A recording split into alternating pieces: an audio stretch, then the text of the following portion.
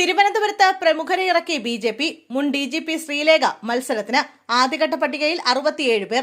തദ്ദേശ തെരഞ്ഞെടുപ്പിൽ തിരുവനന്തപുരം കോർപ്പറേഷനിലേക്ക് മത്സരിക്കാൻ പ്രമുഖരെ കളത്തിലിറക്കി ബി.ജെ.പി.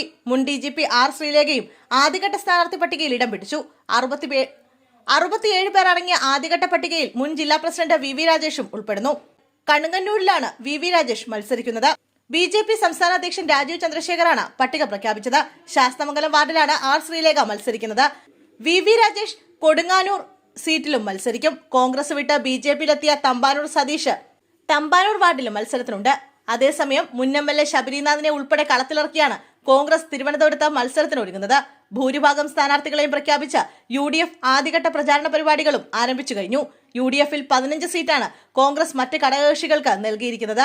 LDF-ൽ സീറ്റ് ധാരണ പ്രകാരം കോർപ്പറേഷനിൽ 75 സീറ്റിൽ CPM-ഉം 17 സീറ്റിൽ CPI-യും മത്സരിക്കും. CPM-നായി മുൻ മേയർ കെ. ശ്രീകുമാർ ഉൾപ്പെടെ 3 ഏരിയ സെക്രട്ടറിമാർ മത്സരിക്കും. കേരള കോൺഗ്രസ് എം 3 വാർഡിലും കേരള കോൺഗ്രസ് ബി 1 വാർഡിലും മത്സരിക്കും. RJD-ക്കും കോൺഗ്രസ് എസിനും NCP-ക്കും ഒരേ വാർഡ് മത്സരത്തിന് നൽകുമെന്നാണ് സൂചന. തെരഞ്ഞെടുപ്പ് വിജ്ഞാപനം വന്ന ശേഷമായിരിക്കും സ്ഥാനാർത്ഥി പ്രഖ്യാപനം.